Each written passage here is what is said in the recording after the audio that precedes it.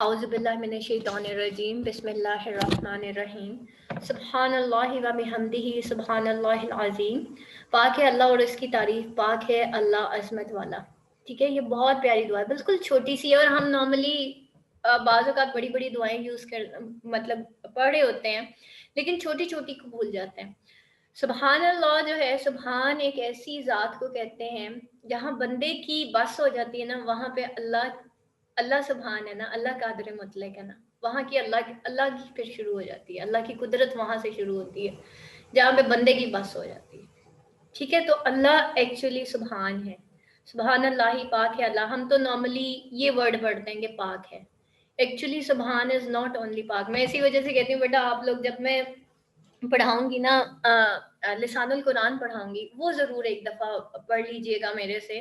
اور پھر جب میں روٹ ورڈز کے ساتھ قرآن پڑھاتی تھی اسٹوڈنٹس کو، تو اسٹوڈنٹس کو یہ چیز سمجھ آتی تھی، کیونکہ دیکھیں ایک ورڈ ہے نا، اس کے کئی میننگ ہوتے ہیں. جیسے ہم پڑھتے ہیں نا ربنا آتنا فی الدنیا حسنہ، یا اللہ مجھے ایسی دنیا عطا فرما دے جو کہ حسنہ ہے. یہ والی دعا بھی آج اپنے یاد کرنی ہے. ربنا آتنا فی الدنیا حسنۃ وفی الآخرۃ حسنۃ وقنا عذاب النار. واٹ از حسنہ ایکچولی؟ حسنہ ایک ایسی ورلڈ کو کہتے ہیں، ایک ایسی دنیا کو کہتے ہیں جس میں کوئی کمی نہیں ہوتی. سوچیں نا، اب سوچیں ذرا، اپنا گمان بلند کریں. دعا گمان بلند کرنے کا اور اللہ کے ساتھ اپنا تعلق قائم کرنے کا جو ہے ایک چھوٹا سا ایک کوشش ہوتی ہے. اور بعض اوقات ضروری نہیں ہے کہ نمازی کی دعا ہی قبول ہوتی ہے. دعا سب کی قبول ہوتی ہے، ٹھیک ہے، نان مسلمس کی بھی ہوتی ہے. اور وہ بیسیکلی کیا ہوتا ہے کہ جب اللہ کے ساتھ تعلق قائم ہو جاتا ہے تو سب سے بڑی بات یہ تعلق، اور دوسرا گمان. حدیث میں ہے کہ اللہ بندے کو ویسا ملتا ہے جیسا اس کا گمان ہوتا ہے. ٹھیک ہے، اب اپنا گمان سوچے کہ حسنہ ایک ایسی دنیا ہے جہاں پہ کوئی کمی نہیں ہے. اللہ اگر میرا ذہن حسنہ بنا دے تو پرفیکٹ ہو جائے گا. ٹھیک ہے، اس میں کوئی کمی نہیں ہوتی. پرفیکٹ تو نہیں ہوگا لیکن پرفیکٹ تو صرف اللہ کی ذات ہے، لیکن اس میں کوئی کمی نہیں ہوگی. اللہ تعالیٰ میری آنکھ حسنہ بنا دے، اللہ تعالیٰ میری جتنی نعمتیں ہیں اگر اس کو حسنہ بنا دے، جس میں اللہ نے مجھے وقت دیا، صحت دی، آنکھیں دی، ناک دیا. دیکھیں کتنی ساری ہمیں اللہ تعالیٰ نے نعمتیں دی ہیں، اور ایسی ایسی نعمتیں ہیں اللہ نے ہمیں دی ہیں جو ابھی ہم نے اللہ سے بغیر مانگے ہمیں ملی ہوئی ہیں. رزق ہر وہ چیز ہے جو اللہ نے مجھے آج نعمت دی ہے. اس میں میری آج کی سانسیں ہیں، اس میں میرا آج کا وقت ہے، اس میں میری آج کی سوچ ہے. ہو سکتا ہے وہ بری بھی ہو جائے، لیکن اللہ اگر اس سوچ کو حسنہ بنا دے تو سوچے میں اس مائنڈ سے کیا کیا کچھ کر سکتی ہوں. سوچے اللہ اگر میری نظر کو حسنہ بنا دے تو سوچے میں اس نظر سے کیا کچھ کر جاؤں گی. اگر اللہ میرا کان جو ہے میرا سننا حسنہ بنا دے تو سوچے میرے کانوں میں ایسے ایسے لفظ جائیں گے جو کہ پھر دماغ میں جائیں گے اور پھر میری زبان سے ادا ہوں گے. ٹھیک ہے، اللہ تعالیٰ فلٹر آؤٹ کر لے گا، فلٹر کرے گا نا، کیونکہ اب میں نے اللہ سے مانگا کہ ربنا آتنا فی الدنیا حسنۃ وفی الآخرۃ حسنۃ وقنا عذاب النار. یا اللہ میری دنیا بھی حسنہ کر دے اور میری آخرت بھی حسنہ کر دے، وقنا عذاب النار، اور مجھے آخرت کے عذاب سے بچا لے. عذاب النار آگ کے عذاب سے بچا لے، نار آگ کو کہتے ہیں.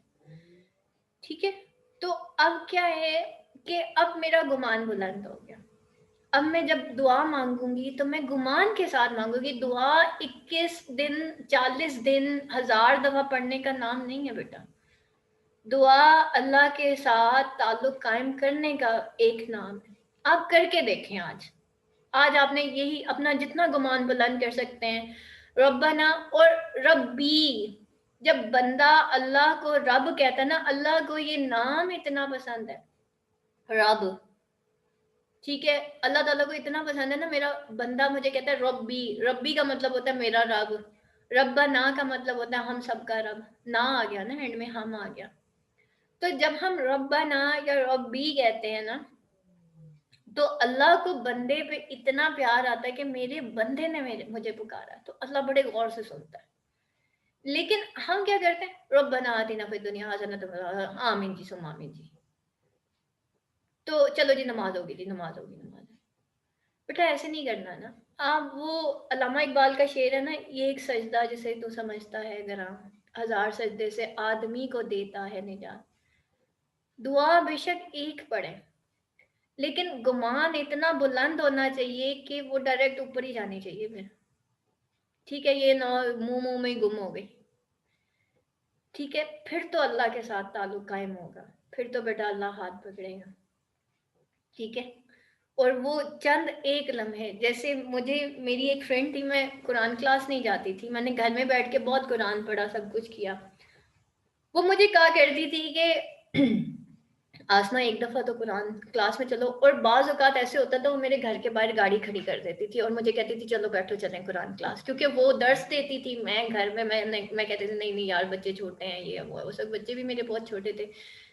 تو بٹ وہ مجھے گاڑی میں بٹھاتی تھی اور وہ مجھے لے جاتی تھی اور مجھے کہتی تھی کہ آسما کیا پتا کوئی ایک قدم تمہارا اللہ کو پسند آ جائے تو اللہ تمہارے ہمیشہ کے لیے اپنے در کے دروازے کھول دے گا.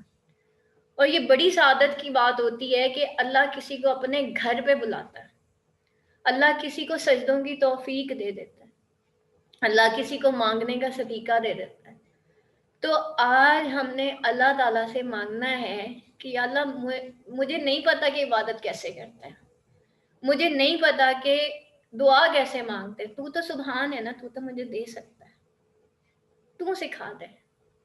کیونکہ دیکھیں آپ سورۃ البقرہ میں دیکھیں، حضرت ابراہیم علیہ السلام نے اللہ تعالیٰ سے کہا کہ مجھے عبادت کا طریقہ سکھا دے.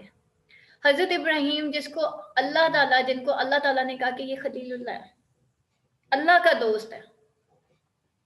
کبھی سورۃ البقرہ پڑھ کے دیکھیے گا، مجھے اتنی زیادہ عقیدت حضرت ابراہیم سے کبھی بھی نہیں ہوئی جتنی مجھے سورۃ البقرہ پڑھ کے ہوئی جب میں نے اس کو ڈیٹیلڈ پڑھا.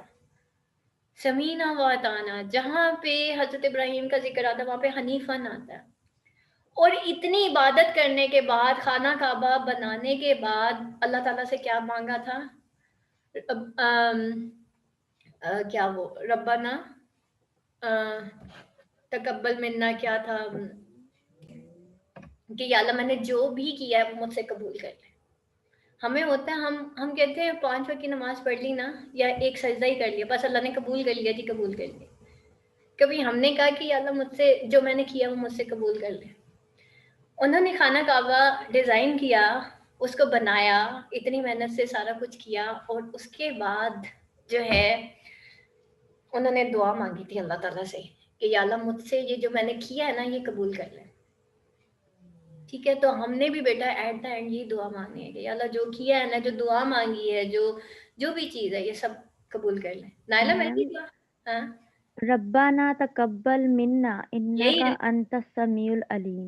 ہاں جی، اے رب ہمارے رب ہاں قبول فرما ہم سے یہ عمل، بے شک تو ہی سب کچھ سننے سب والا کچھ اور سب جاننے کچھ والا. جاننے ہاں، والا. ربنا تقبل منا انکا انت السمیع العلیم. اور پھر اینڈ میں ہم اکثر یہ پڑھ لیتے ہیں وَتُبْ عَلَيْنَا إِنَّكَ أَنْتَ التَّوَّابُ الرَّحِيمُ، اور ہمیں بخش دے، بے شک تو ہی جو ہے وہ بخشنے والا ہے. تو بیٹا ہم نے کوئی بھی نیکی کرنی ہے تو ہم نے یہ دعا ضرور مانگنی ہے. ٹھیک ہے، تو یہ ہوتی ہے بیٹا سبحان. پھر سبحان اللہ، جب حضرت آدم علیہ السلام کی ڈیتھ ہونے لگی تھی نا، تو حضرت آدم علیہ السلام نے اپنے بیٹوں کو بلایا تھا اور اپنے بیٹوں کو کہا تھا کہ یہ جو ورڈ ہے نا، یہ جو لفظ ہے سبحان، جب ہم سبحان اللہ کہتے ہیں یہ وہ لفظ ہے، یہ وہ لفظ ہے جس کی وجہ سے اللہ اپنے بندوں کو رزق دیتا ہے.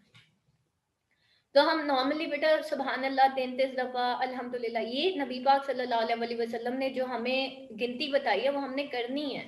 ٹھیک ہے، اس میں کوئی شک نہیں ہے. میں ویسی جنرل بات کر رہی تھی، اس کو آپ نے غلط نہیں لینا. تو اگر نبی پاک صلی اللہ علیہ وسلم نے بتایا نا 33 ٹائمز پڑھنا ہے، تو ضرور اس میں کوئی نہ کوئی حکمت ہوگی. ٹھیک ہے، لیکن میں جنرلی بتا رہی ہوں کہ ہم جب دعا پڑھتے ہیں تو ہم اس کی کاؤنٹنگ پہ زیادہ زور ہوتا ہے، ہمیں یہ نہیں پتا ہوتا کہ اس کی فضیلت کتنی زیادہ ہے. اور سبحان اللہ کہنے سے آسمان اور زمین کے جو درمیان کی خلا ہے وہ پور ہو جاتی ہے. ٹھیک ہے، تو یہ اتنا پیارا کلام ہے، یہ وہ کلام ہے جس کی وجہ سے اللہ بندوں کو رزق دیتا ہے. یہ حضرت آدم علیہ السلام نے مرتے ہوئے اپنے بیٹوں کو کہا تھا. ٹھیک ہے، تو اس وجہ سے اور پھر سبحان اللہ و بحمدہ سبحان اللہ العظیم، یہ وہ احادیث میں ہے نا کہ حدیث کا مفہوم ہے کہ یہ وہ کلام ہے جو کہ اللہ تعالیٰ کو بہت پسند ہے۔ سیدنا ابو ہریرہ سے روایت ہے، رسول صلی اللہ علیہ وسلم نے فرمایا 2 کلمے